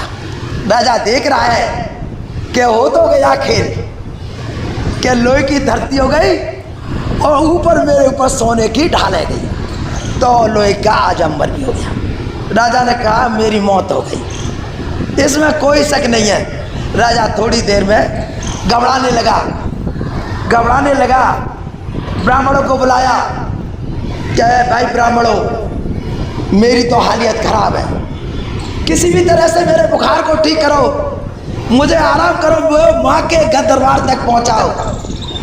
नवज पकड़े, ब्राह्मण कहे मुश्किल की बात है। डॉक्टर बुलाए, डॉक्टरों ने भी देखा, कहने लगे राजन असंभव है, अब तो बड़ा मुश्किल है।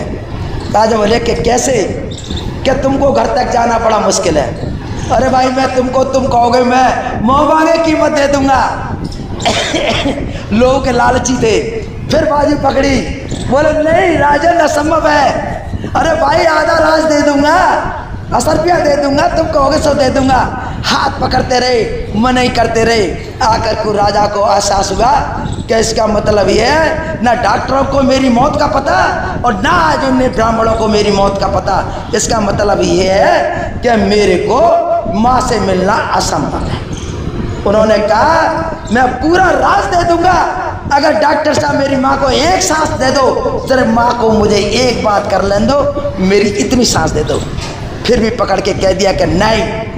सोई समझ गया राजा कि मेरी जिंदगी का कोई फायदा नहीं, कोई फायदा नहीं। मैंने इतनी माता बहनों का अत्याचार किया, मैंने नादान बच्चों का आज माँ का दूध छुड़ाया, मैंने आज उन माता बहनों को विधवा किया, मैंने उनका आज श्रृंगार छीन लिया। हे मंत्री मेरे हाथ और पैर बाहर निकाल देना,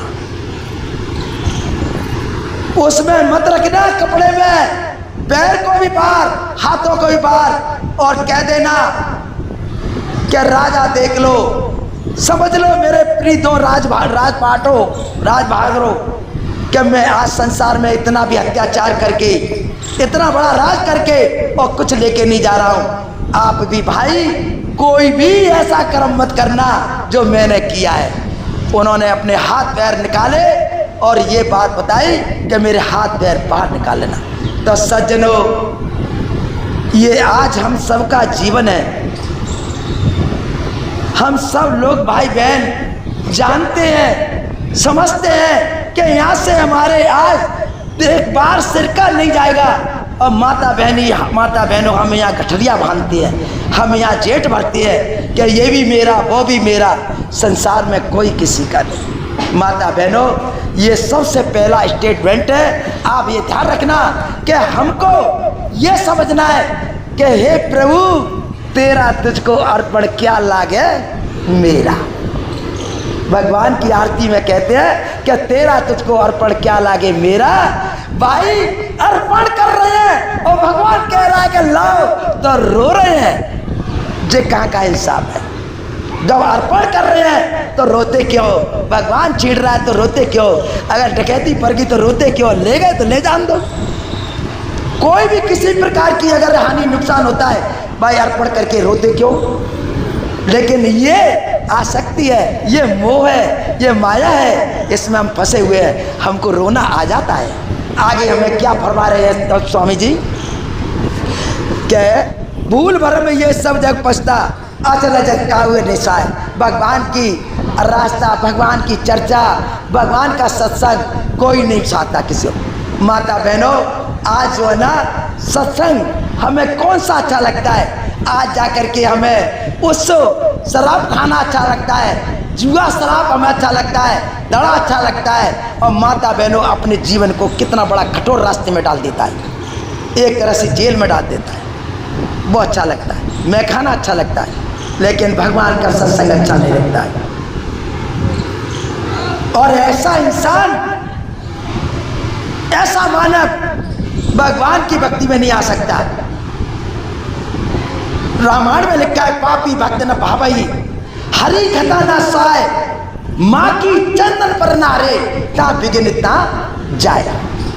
माँ की को कभी तुम किसी जगह बैठा के देखो, खुशबू पे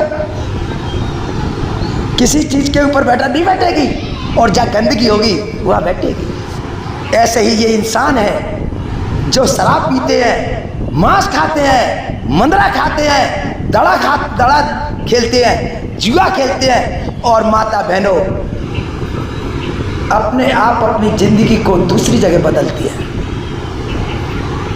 हमको इस संसार में आकर के, भगवान के इस परम रास्ते पे आकर के, हमें हर किसी माता बहन को, हर भाई बहन को अपने अगर बराबर के है या अपने से छोटी है, वो हमारी बेटी है, हमारी बहन है। अपनी अगर हमसे बड़ी है या गुजर के है, वो हमारी माता है। और ऐसे ही बहन को भाई का और अपने पिता का दर्जा देना चाहिए। लेकिन माता बहनों, ये बहुत बड़ा सर्वश्रेष्ठ मामला है, ये सर्वश्रेष्ठ मामला है। इतना दर्जा दे लिया, इतना समझ लिया, ये संसार में मेरे भाई बहन है, ये संसार में मेरे माता पिता है, ये संसार में मेरे गुजर के है। माता बहनों, उसको भगवान की भक्ति में सरलता और भगवान की भक्ति में सफलता प्राप्त होगी, लेकिन हम दे नहीं पाते हैं। ये संसार बड़ा हुआ है, ये संसार बड़ा वो है, कौन क्या है?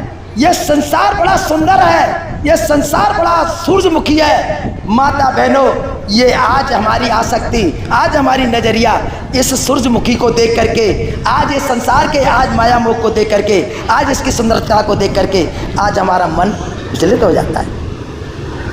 ये बड़ी सोचने की बात है। ये क्या है? अज्ञानता। ज्ञान कहाँ है? अज्ञानता। ज्ञान का इंसान माता बहनों 1 मिनट में समझ लेता है, 1 मिनट में समझ लेता है, उसको देर नहीं लगती है। आंखें झपने की देरी है और इसको समझने की देरी नहीं है। ये संत महात्मा की बात है, ये संतों की बात है। मेरे ही माता बहनों अनुभव की बात बता रहा हूं, मेरे ही सामने और मेरे सामने दृष्टांत आ गया। मैं एक अपने ध्यान भजन से उठ करके मैं अपने मकान पर, घर पर, और मैं एक चौतरी बैठ करके, महारानी ने चाय बनाई, मैं चाय पी रहा था। ठीक दोपहरी में और चौलर कपड़ा जो कम्बल और भारा शरीर और एक लुंगी माता बहनों कांच करके, और एक हमारी पल्ली तरफ की बस्ती से, और टीका टीक दोपहरी मई जून की जिसमें वो आ रहा महात्मा। मैं उसको बहुत गौर से देख रहा, चाका भी घूंट लेता और देखता भी था, देख भी रहा था। जब मेरे नज़दीक आ गए मैंने कहा हाथ जोड़ करके, मैंने तो सोचा नेक रेस्ट ले लेंगे, आराम मिलेगा, पैर नंगे हैं, आराम मिलेगा, सोच करके मैंने उनको अरदास प्रार्थना करी कि महात्मा जी आप थोड़ा यहाँ बैठ लो और मैं चाय पी रहा हूँ, आप चाय पी लो। वो महात्मा बड़े गौर से मेरी तरफ देखने लगा। मैं ही सोचने लगा चलते महात्मा को टोक दिया, शायद मुझे कोई शराब ना दे दे, मेरे से गलती हैगी, मैंने इनको टोक दिया। जब मैंने देखा, गौर से देखा उन्होंने, माता बहनों मैंने उनको अरदास करी, मैंने कि प्रभु गलती हो गई मेरे को, मैंने कि आप जा रहे थे, आपने कुछ नहीं कहा, मैंने टोक दिया, ये मेरी गलती हो गई। कि नहीं, गलती नहीं हुई, तेने मुझे सही टोका। तो मैंने कि प्रभु आओ चाय पी लो। हाँ चाय पिएंगे, यहाँ नहीं पिएंगे, अंदर पिएंगे। बरंडा में गए, मेरी खुशी हो गई, मैंने कि चलो, आपने कही तो सही कि चाय पिएंगे, आप आओ बैठो। मैंने उनको आसन पर बैठा रहा और मैं भी बैठा। चाय महारानी ने दी, मैंने उनको चाय दिया। बोले नहीं चाय ऐसे नहीं पिएंगे। तो मैंने कि कैसे पिएंगे आप बता दो। कि चाय जब पिएंगे जब तुम 25 रुपया में दोगे। अब माता बहनों मैं तुम्हें क्या बताऊं अपने जीवन की कथा। 25 रुपये देंगे। महारानी हमारी इतनी अच्छी है, खैर मैं मुंह पे प्रशंसा कर रहा हूँ। वास्तव में हे परमात्मा, मैं यही शुक्राना करूँगा कि हमारी महारानी जैसी ऐसी युग में नहीं आगे के गई मैं हर बहन भाइयों को मिले जिससे उनकी आँख खुले। इतनी याद अच्छी कैसे कि बहनों हमारी इनकम का स्रोत बहुत शॉर्ट था। शॉर्ट का मतलब कम था। हमारे पिताजी को 600 रुपये पेंसिल मिलती थी। इनके पिताजी जो थे इंस्पेक्टर थे उसमें चुंगी में। हमारी कुछ ज्ञान भक्ति को देख करके उन्होंने 400 रुपये 10% के हिसाब से उन्होंने 400 रुपये हमें दान दे दिया। 600 400 कितने हो गए? 1000। 1000 में हमारे बच्चे थे 2 उस पीरियड में, मनोज और हमारी रीना। हम 4 प्राणी थे। महारानी हमारे को क्या करती थी, इसमें पूरा अपना कार्यक्रम महीने का सारा कार्यक्रम, पिताजी भी हमारी तरफ रहते थे, उनका भी साधन हमारी महारानी करती थी। उस पीरियड में पूरे महीने का एंड था और 25 रुपये थे। 25 रुपये में 15 दिन की सब्जी थी, बाकी तो सब कुछ था पर सब्जी का कोई साधन नहीं था। ये 25 रुपये रखे थे इनके डिब्बे में और देखो उस महात्मा ने 25 रुपये मांगे। ज़्यादा क्यों नहीं मांगे, लेकिन उनकी नज़र महारानी के डिब्बे पे गई। मेरी भी नज़र थी कि 25 रुपये दोगे तो मैं पीऊँगा। तो मैंने कि कोई बात नहीं। मैं अब सोचने लगा कि अगर मैं 25 रुपये दे दूँगा महारानी को पूछ के भी, तो कल हमारे अंदर जो हमारे गुरुजी हैं, ये परम संत बैठे हैं, चिका चटनी दिखाएंगे। अपने अंदर सोचने लगा ये काहे रोटी खाएंगी। मैंने की सब्जी तो मिलेगी नहीं, चटनी मिलेगी या सूखे शक्कर मिलेंगे। अपने दिल में सोच करके और बहन में खिसकने लगा। मैंने कहा तुम चाय तो पियो, मैं किसी से मांग के ले आऊँगा, 25 रुपये हम दे देंगे। कि नहीं तुम्हारे पास नहीं है तो मत दो। मैं समझ गया, बस बहन इतना कहने पे ही समझ गया मैं। अरे मैंने कहा प्रभु अब वो 1 मिनट का टाइम दे दो, 1 मिनट का, और मैं अभी आता हूँ। बोला 1 मिनट नहीं, 2 मिनट के लिए चले जाओ। तो मैं जहाँ भजन करता था माता बहनों मैं गया, मुझे तो 1 सेकंड लगती, एक मिनट नहीं 1 सेकंड गया मैं अंदर।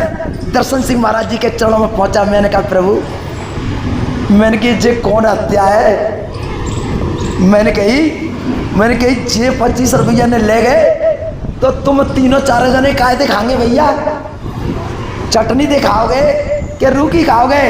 तो दर्शन महाराज जी बोले तुझे पता है कि ये कौन है? मैंने कहा कौन है? तो कल ले तुझे भी बताता हूँ।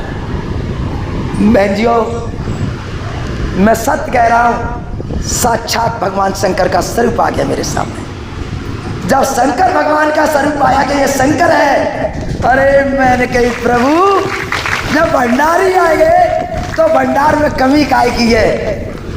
मैंने उसी समय महारानी को भी नहीं पूछा, डिब्बा खोल करके 25 रुपये मैंने दे दिए।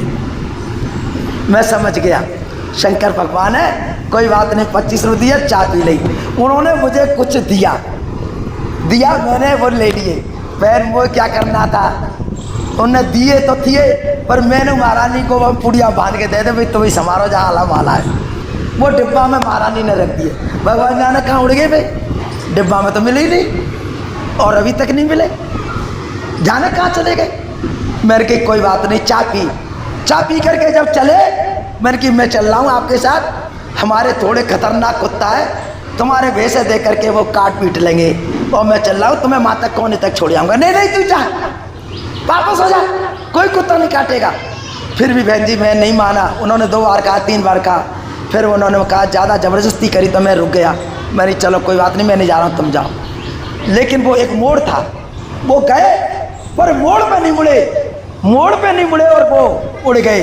और जब मैं गया दौड़ करके, मैंने इधर गोपालपुरा देखा, उधर मधुनगर देखा तो नज़र नहीं आए। मैंने कहा ठीक, भगवान शंकर चले गए, दर्शन दे करके चले गए। सज्जनों, भगवान शंकर ने ऐसा भंडारा भर दिया, मैं आज आप लोगों की चरणों में बहुत अतिकुश प्रसन्न हूँ। आप लोगों की दया से, आप लोगों की कृपा से, आज ये भगवान शंकर की मेहरबानी से मैंने आप लोगों के चरणों की रसधूल मैंने सर पे रखी है। तो मैं क्या कहूँ, कह नहीं सकता, जवाब नहीं दे सकता। जो आज मुझे मिला है मैं इसका बखान नहीं कर सकता। आगे स्वामी जी कहते हैं कि मैं शॉर्ट कर देता हूँ, कहा कहूँ महिमा इस गत की। आप कहते हैं सब कुछ कहने के बाद, हे प्रभु मैं इसकी महिमा कहा करूँ, मैं कितनी करूँ? जो एक गति प्रभु ने मुझे दी है, इसकी महिमा मैं कह नहीं सकता। कहा कहूँ महिमा कहूँ इस गत की, बिरले गुरुमुख ने जाना सही। कोई बिरला गुरुमुख, कहते हैं हर किसी के बूते का काम नहीं है, कोई बिरला गुरुमुख है जिसने इसको जाना है। माता बहनों, इसको कोई नहीं जान सकता। आप समझ रहे हैं, मैं भी देख रहा हूँ, मेरा भी अनुभव है। मैंने कई बार आप लोगों को बताया है कि सतलोक में क्या हस्ती है, आज परलोक में क्या हस्ती है, और आज निराकार में क्या हस्ती है। ये तीनों लोकों का आज मैं आपके चरणों में बैठा हुआ हूँ। ऐसा नहीं, पूरा परमात्मा की परम धाम की शक्ति नहीं, मैं अपने उस परमात्मा के रचयिता की, उस निराकार प्रभु की शक्ति भी आपके चरणों में बैठ करके मैं बैठा हूँ। लेकिन समझ नहीं पा रही हो बहनों, मैं तुम्हें लेने आया हूँ, मैं तुम्हें उस धाम को पहुँचाने आया हूँ, लेकिन तुम जाना नहीं चाहती है। तुम इस तरह का मैंने रास्ता दिया, मार्ग दिया, उपदेश दिया, हमारी माता बहनें इसका ध्यान नहीं दे रही हैं। आज इसका मुझे बहुत भारी दुख है। क्यों? कि मैंने जैसा आप लोगों को रास्ता मार्ग दिखाया है, मैं भी चाहता हूँ कि मेरे रास्ते पे हमारी बहनें, हमारे भाई, हमारे बंधु चल करके मेरी मंजिल पे आए। मुझे कितना प्यारा लगेगा। आज अगर मेरा बेटा अगर मान के चलो अच्छा, अगर कोई नौकर बन करके या अच्छी कोई ट्रेनिंग करके या अच्छी किसी पोस्ट पर विदेश चला जाए, मुझे दुख होगा ना। चाहे वो कितना भी कमाता है, लेकिन मेरे से दूर है ना। लेकिन मेरा बेटा मेरे पास आएगा, मुझे कितना प्यारा लगेगा। विदेश से अगर वो अगर 2 साल में 6 साल में आएगा, मुझे कितना प्यारा लगेगा।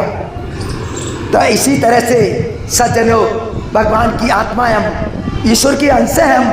अगर हम भगवान के घर में जाएंगे तो भगवान को हम कितने अच्छे लगेंगे।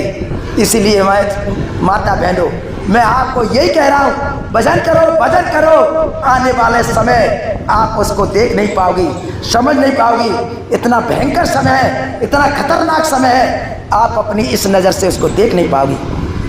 तो मेरा कहने का भाव ये है कि आप इस नज़र से देख क्यों रहे हो? आप अंदर चलिए ना, अंदर की नज़र से देखना। जो मैं देखूंगा वो आप देखना। इसलिए तो मैं कह रहा हूँ, चलो धाम अपने, पराए धाम क्या रहना, बनाओ काम अपना, पराए काम का पसना। ये पराया काम है, हमारा काम नहीं है। हमारा काम तो परमात्मा से मिलने का है। अब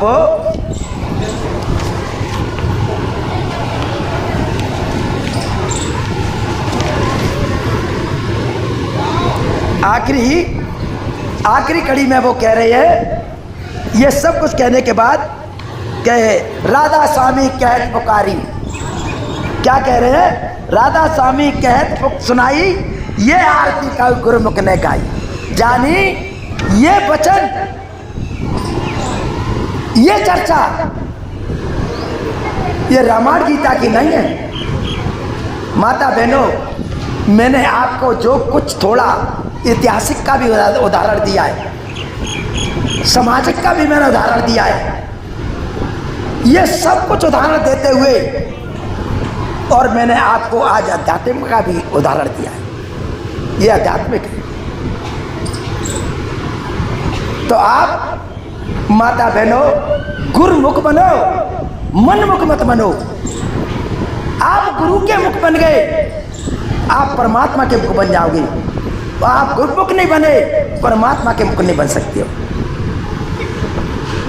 आप गुरु की पूजा कर ली, परमात्मा की पूजा कर ली, और आपने गुरु की पूजा नहीं की तो परमात्मा की पूजा नहीं की। संसार की मर्यादा को तो हम निभा ही रहे हैं। माता पिता की आज्ञा का पालन करना, परिवार में चाचा ताऊ की आज्ञा का पालन करना, उनके चरण स्पर्श करना, हम मर्यादा तो निभा रहे हैं। लेकिन ये परम मर्यादा, परम सत्यों की मर्यादा, ये आज हमारे इस सारी दुनिया से श्रेष्ठ अलग हो जाती है। तो हमको इसको निभाना। आप बड़े प्यार से इस आध्यात्मिक पर आप आज अपने इस सुरत और शब्द के योग पर पूरी जान की बाजी लगा दो। माता बहनों, जैसे एक छत्री, एक शूरवीर मैदान में अपना सब कुछ कटवा देता है, शीश को भी कटवा देता है, लेकिन मैदान से हटता नहीं है। तो माता बहनों, आप भगवान की भक्ति के लिए क्या कर रही हो? क्या इस भगवान की भक्ति में आप अपना जीवन को अगर प्रभु के चरणों में सौंप दोगी, परमात्मा के चरणों में तुम आ जाना कर दोगी अर्पण, तो माता बहनों क्या आपका कोई नुकसान हो जाएगा?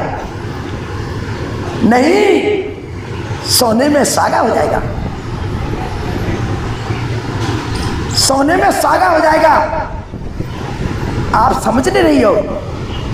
हमें इस धरती, इस जीवन से, इस शरीर से, माटी पानी के पुतले से बहनों हमारे जीवन का क्या होगा?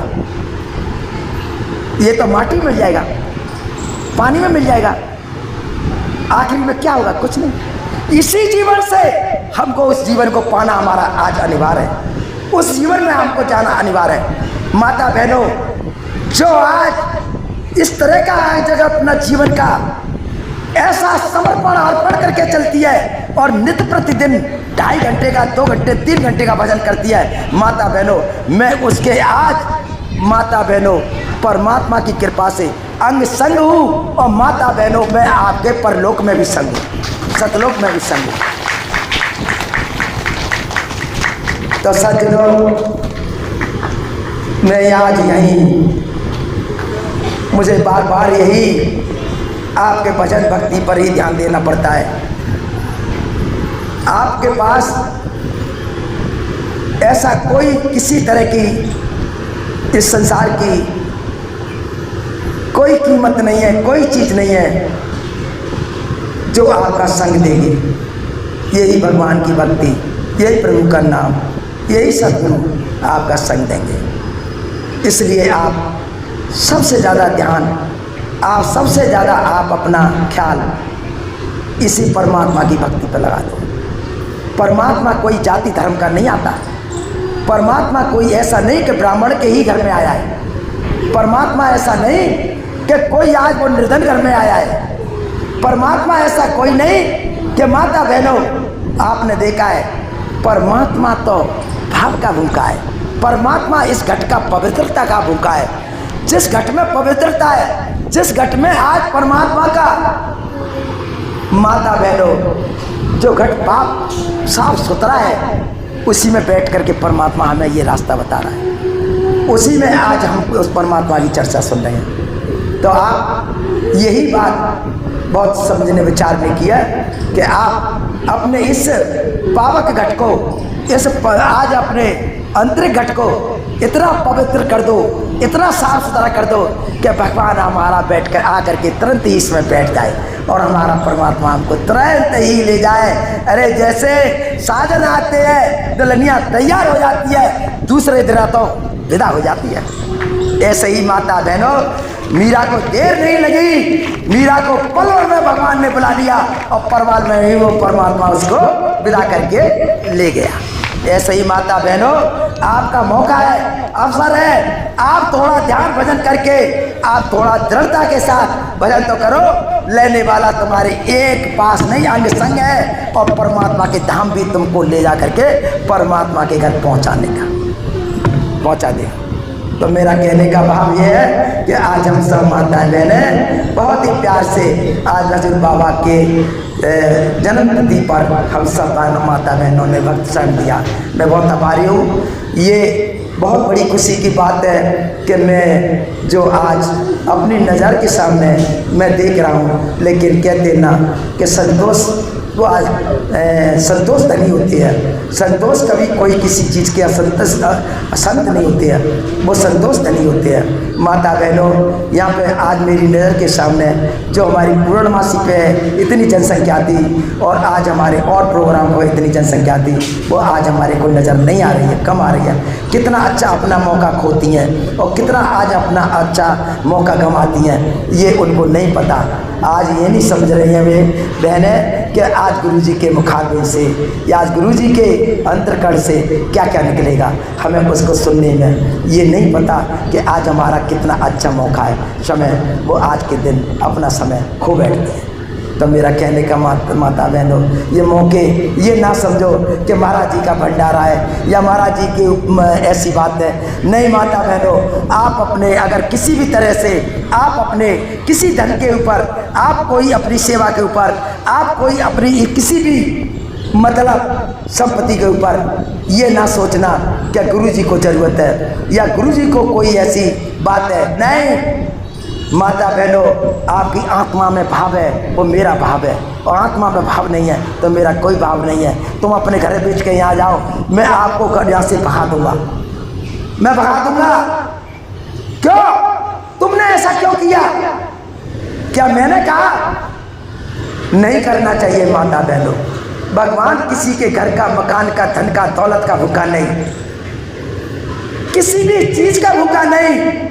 भगवान तुम्हारे एक राम नाम का भूखा है, तुम्हारे भाव का भूखा है। जो भगवान का राम नाम है उसके भजन का भूखा है और आपके भाव का भूखा है। और भाव से ही आज तुम अगर भजोगे, भाव से ही तुम आज माता बहनों भजन करोगे तो आज इस भवसागर से तुम पार हो जाओगे। तो मेरा आज यही सब माता बहनों को कहना है कि सभी आज ध्यान से, मेरा बार बार कहता हूँ, मुझे जो रोज़ाना यही बात मेरे दिल में रहती है। मैं अपनी उड़ान में जाता हूँ, मैं अपने जब अंतरिक्ष में जाता हूँ, जब मैं आप लोगों को देखता हूँ, आप लोगों को अरे कोई सो रहा है, कोई इधर सो रहा है, कोई खर्राटे ले रहा है। माता बहनों, ये भगवान का भजन नहीं है। मैं आपको किस तरह से ले जाऊँगा? कैसे बचाऊंगा? ये संसार के भवसागर से मेरा क्या अधिकार है? मैं इस संसार में नहीं बचा पाऊंगा।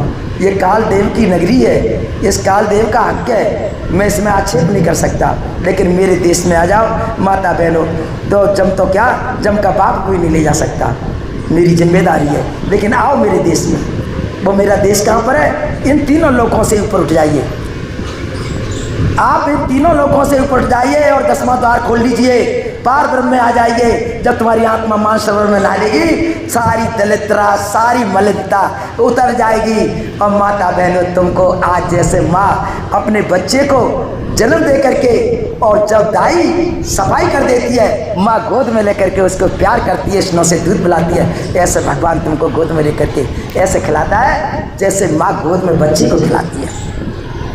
तुम्हें पता क्या है? और जो प्यार वहाँ है वो प्यार यहाँ नहीं है। तो माता बहनों, यही हमारा कहने का भाव है। भाई आप देखिए, उस परमात्मा के लोग चलो, चल हंसा सतलोक चलो, छोड़ो जे संसारा। संत कबीर साहब कहते हैं ये संसार क्या है? नाशवान। छोड़ो जे संसार, सतलोक चलो, जो तुम्हारा लोक है वहाँ चलो।